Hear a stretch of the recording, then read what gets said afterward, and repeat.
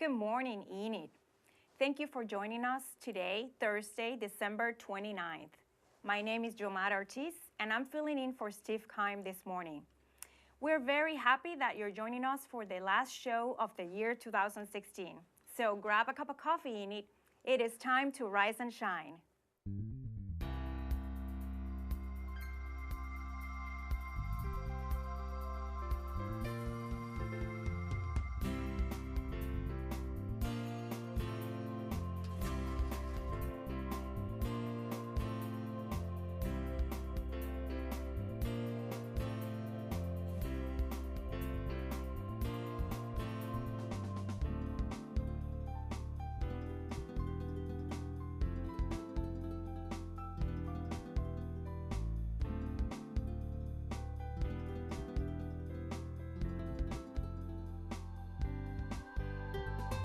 Testing 1, 2, 3. Okay.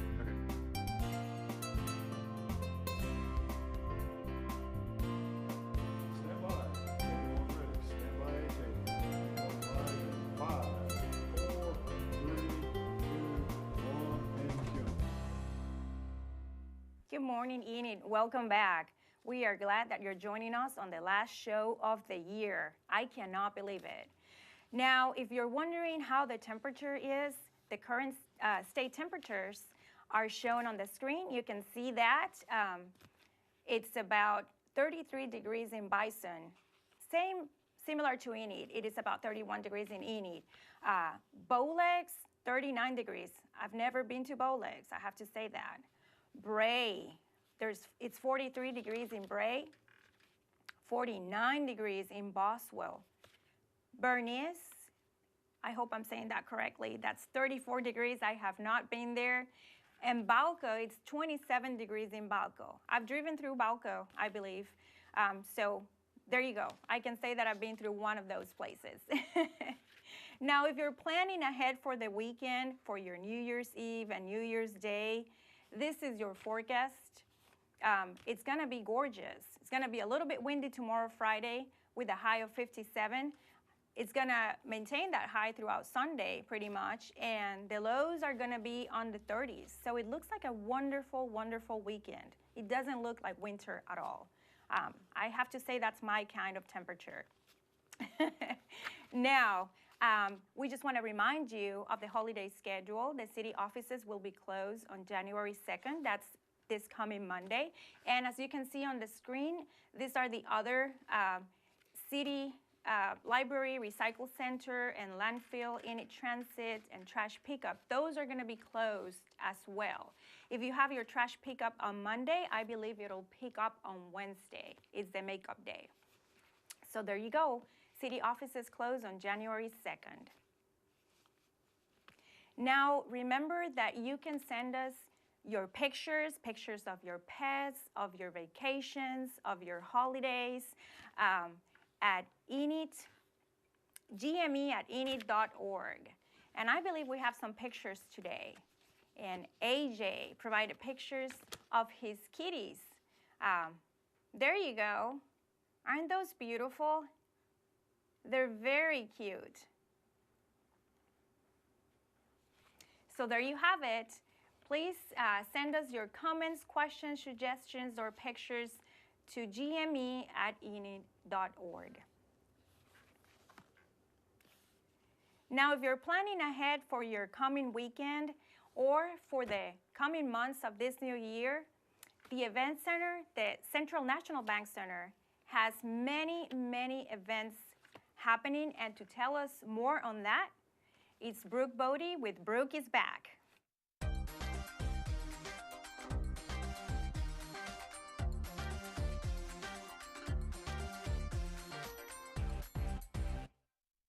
Good morning, Enid. Glad to be back with you this morning. As Jamara said, we do have several events going on. So to round out this 2016 year, we will have a Gaslight New Year's Eve Golden Gala.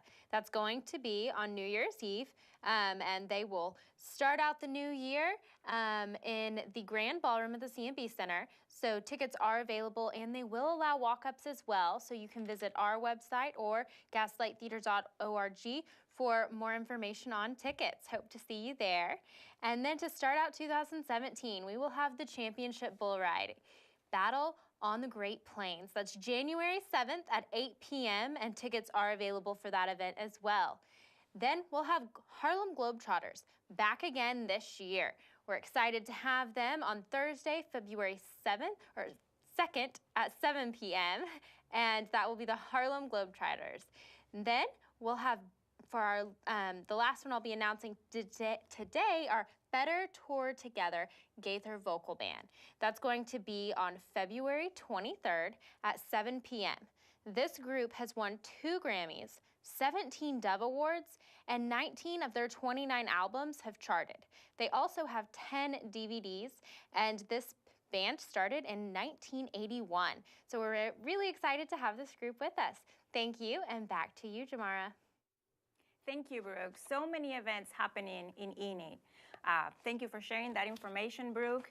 Now it is time to revisit some of the guests that visited this past year. We are very thankful for everyone that made their appearance and share information and activities with us throughout this past year. We selected 2 of the interviews for you to revisit today, and the first one will be from Amanda Carlisle and how knowing CPR saved her daughter's life. Let's watch.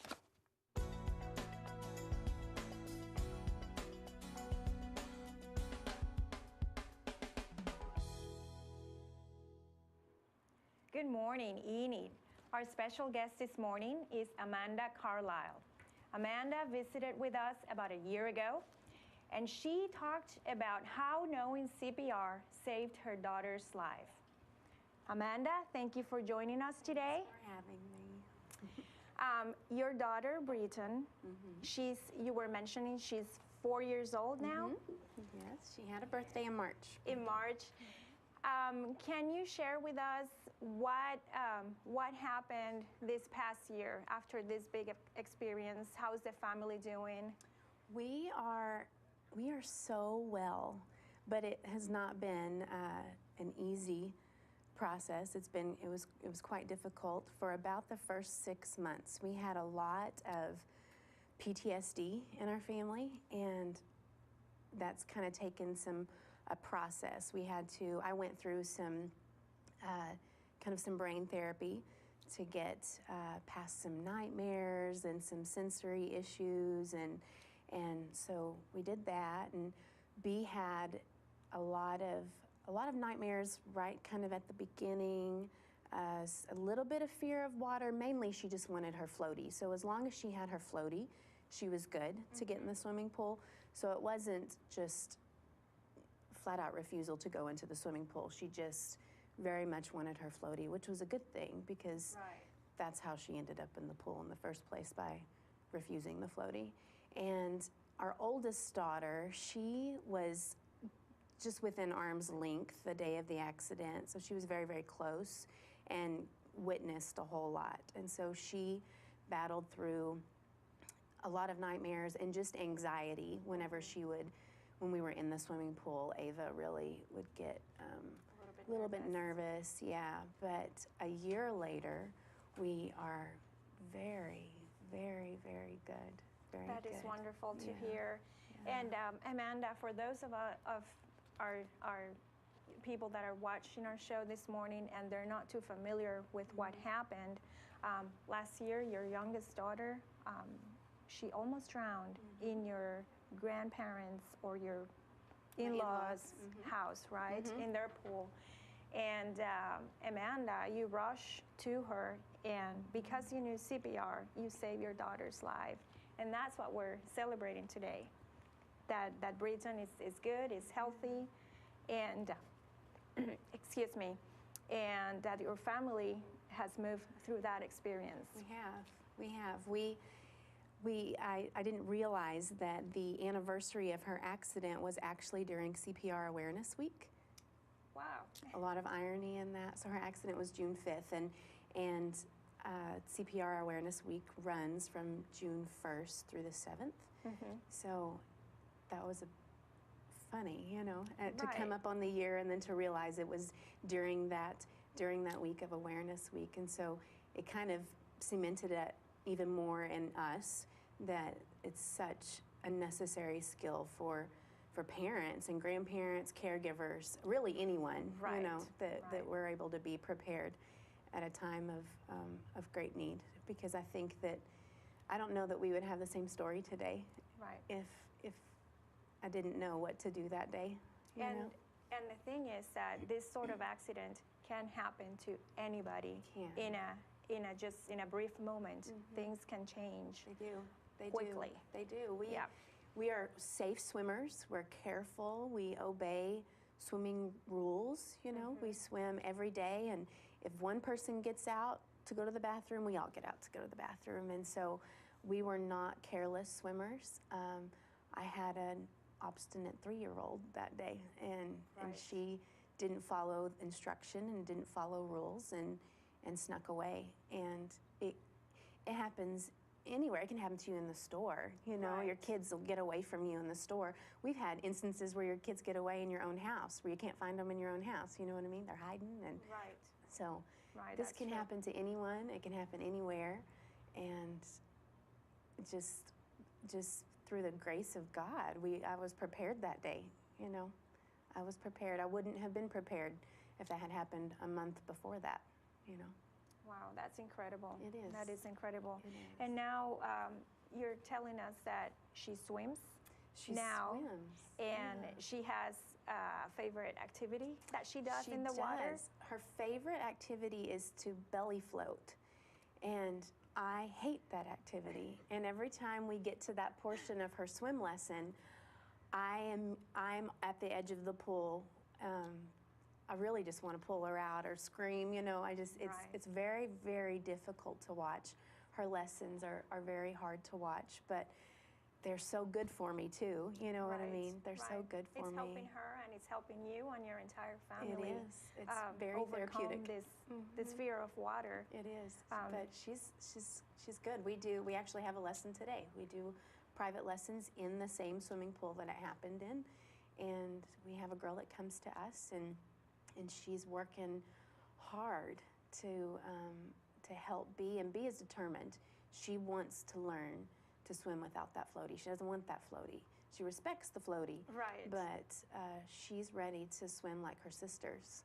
That so is she's really working amazing. hard. What a brave little girl. She's so brave. Yes. She's so yes. brave.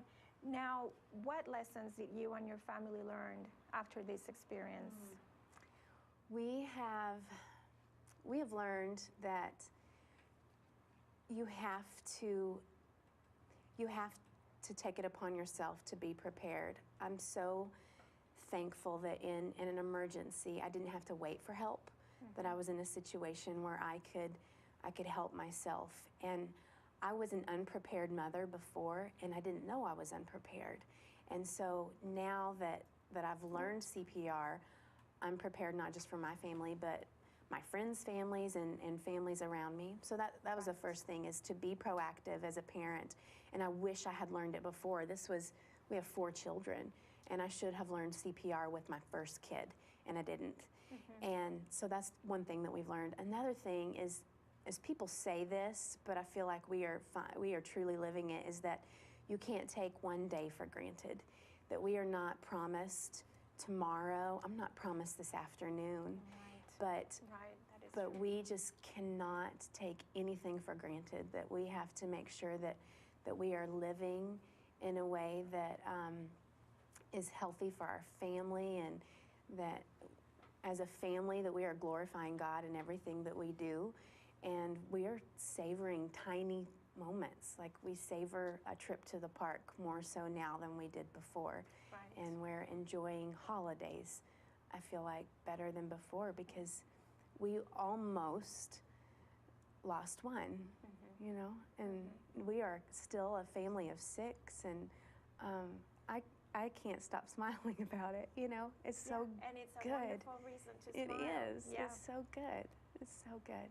So we've just learned to keep our focus on our days, and make sure that we're just loving each other and what we have together, because we don't Right. know how long we have together. you know? Exactly, that's true. Nobody Yeah, knows Nobody that. knows. No. And on that note, do you think that this experience brought other opportunities to your family, to your Oh, daughters, to your yes. son, to your Yes, husband? Yes, the fact that opportunities? people are.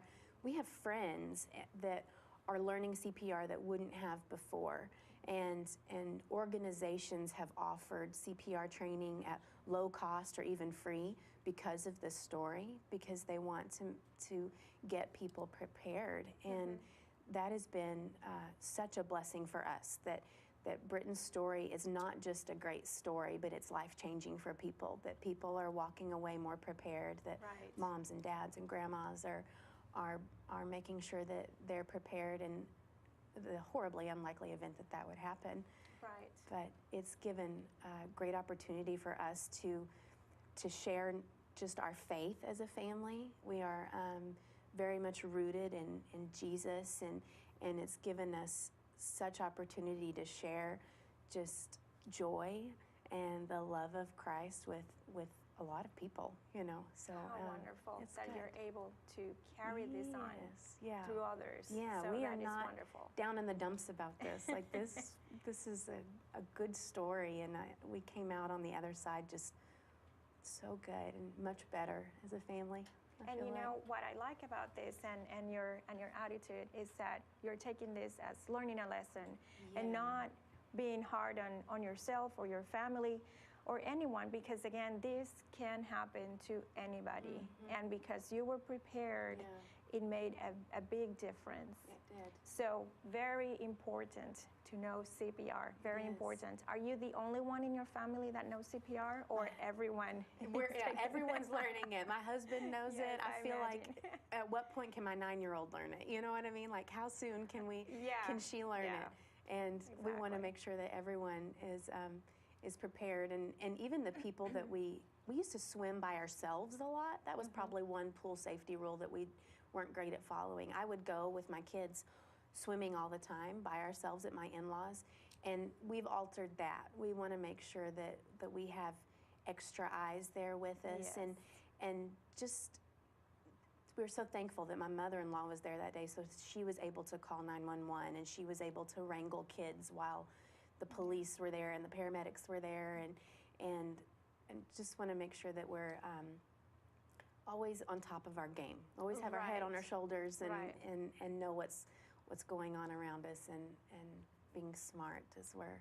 And I like the that you pool. have your rules even We in your do. in-laws house, because I mean, kids are kids. They just want to have fun. They see a pool, they just want to jump in, and directions they're not Yeah. too fun. But They're not. it's great that you're telling them, we have to follow the rules. You're going to have fun, but Right. let's be But there's safe. a reason. Yeah, Right. There's a reason. Now, Amanda, regarding CPR training, where did you get your training, or what information can you give us about that? I have a friend, her name is Jana James, and she teaches CPR. She kind of just did it on the side. She's a certified instructor, and she would teach it on the side, and she was the one I contacted and said, when are you teaching a CPR class? I really feel like I need to know this, and that was before Britton's accident.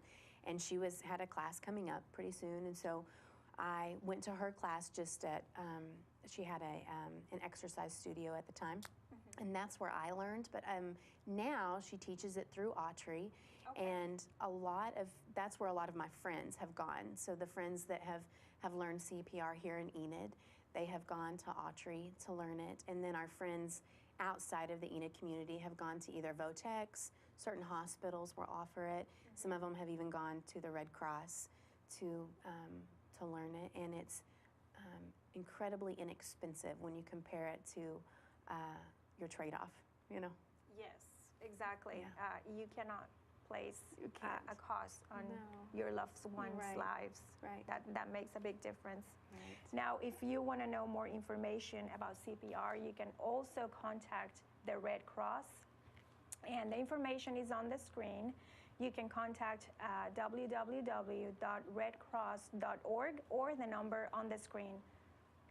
Amanda, thanks again for joining us today and sharing that wonderful experience. We are very happy that Britton is doing so well and that your entire family is doing so well. We hope that many blessings keep coming your way. So thanks again for sharing that wonderful story. Thank you. Colonel Darrell Judy from Vance Air Force Base visited with us this past September, and here's what he had to say. Welcome to One-on-One with Jamara. Our special guest this morning is Colonel Darrell Judy, and he is the wing commander for the 71st Flying Training Wing at Vance Air Force Base. Sir, thank you for being with us this morning. It's a pleasure to be here. Thanks for having me on. Now, I hear that you actually were here at Vance as a student pilot from 1993-1994. Yep, Is that correct? Yeah, that's correct. I was here as a student pilot then. Did you ever imagine that you would return as a wing commander a couple of years later? Yes, just a couple. Honestly, no. To be honest with you, going through training, I was just focused on one thing: was completing training and getting my wings. And so, to have the thought that I'd ever come back as an instructor and or a wing commander was really not even in my concept of a thought at that point. So it's completely unexpected. Wow. And now, for the people that may not be Sure. too familiar with what your title means, Yeah. what is your role as a wing commander? Okay, his role as a wing commander, really, I'm kind of responsible for the wing, responsible for the safety, welfare of all the personnel who work at the wing, responsible for developing our personnel at the wing as our airmen so they can serve not only in the job they have now, but the job that they're going to eventually have when they potentially leave Vance. And then responsible for accomplishing our mission. Our mission is to train world-class pilots for the United States Air Force and other allied air forces. And so I'm responsible. But really what that means is that I have a fantastic team, and I work with a tremendous amount of talent at our wing, both in the leadership and the folks who are, in every office across the wing. We have an unbelievable cadre of folks out there, and really I just kind of give them a couple directions, stay out of their way, make sure they have the resources, and they take the mission and make it happen. Wonderful, wonderful. Now, can you share a few thoughts on your background on the military? Why did you pick the Air Force? Well, interesting enough, I guess my father was in the Air Force for 8 years, so there was a little bit of influence somewhat from my family. But I really never was pushed into the services to serve from my family. I went to college, and while I was at college, I got a little bit of an interest in aviation from actually flying with a couple of my friends who had private pilot's license. Oh, wow. And so I thought I would give this thing called ROTC a tryout, and I enjoyed what I was doing there, and I've kind of stuck with it, and then this is what's happened after time. So very blessed and privileged to be able to serve my country and do something that I love, and so it's been a great experience. Great, and how wonderful this experience has given you many opportunities and the road back into Vance Air Force Base. Yes. Now, for someone that hasn't visited Vance Air Force Base, what can they expect? Okay, so for folks who are not aware of what we do or haven't been around it, Vance, what they'll see is a very active base. Just from outside the fence line, you'll see lots of activity with our flying operations, and so we fly over 200 aircraft sorties a day, so they'll see airplanes airborne all the time, so lots of activity. But what they'll also see is, I think, really a sense of tremendous professionalism from Team Vance. It starts with you get to the gate, and it continues all the way throughout the base. So every place that you're going to touch or visit or interact with, the airmen are incredibly professional. They love what they do, and they love serving their country. So I think that sense of pride will show through as they see that. And people are, and all of our airmen and the community are very proud of the base, and I think that pride really resonates just as you even just walk around the base. Great. And see, that's my next question. Do you think that the relationship between Vance Air Force Base and the city of Enid is special, is the normal? Or, from your previous bases, what can you tell me? Yeah, well, I've had the opportunity to be at various locations around the world and in the United States, and I could say that the teamwork between the community and Vance is world class, frankly. It's nice. We are integrated throughout both what we both do, and we understand that the community understands the importance of what we do in support of the Air Force and national security. And then we completely appreciate and understand the tremendous relationship that we have with Enid. So it is one of the best relationships I've ever seen between a community and a base. And so it's fantastic to be part of that and to be part of that community, because we really do feel like we're a part of this community.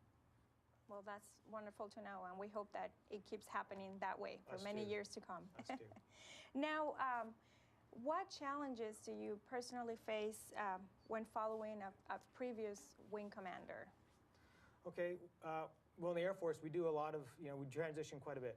And so as far as following a previous commander, a lot of it has to do with primarily me as I come into an organization, understanding how the organization runs, because you can come from organizations that have like missions, but they accomplish them slightly different. And so really it's kind of initially me trying to understand how is the organization set up, how does the workflow happen, and those key pieces across the wing that make our mission really function. So, but we have a very standardized structure, so it's not a huge transition. It's probably just a little bit of a small disruption as they try to get me to be at the right place at the right time, and then me to understand where I need to be in the mission and understand what they need, that I can go and advocate for it and get them the resources that they require to do the mission. So it's not a big transition, but it is a little bit, when you have a new person comes in, there's always a little bit of how does this work, but it works pretty well. I imagine that teamwork is the Yeah. key right there. It's right? exactly right. Great team. Now, what can you tell a young person, let's see, a girl, guy that's considering joining the military? What can you tell them, at this point in your career, and if they're just thinking about it and getting inspired by you, thinking, hey, one day that can be me? Well, I guess advice I'd offer them is, to prepare themselves.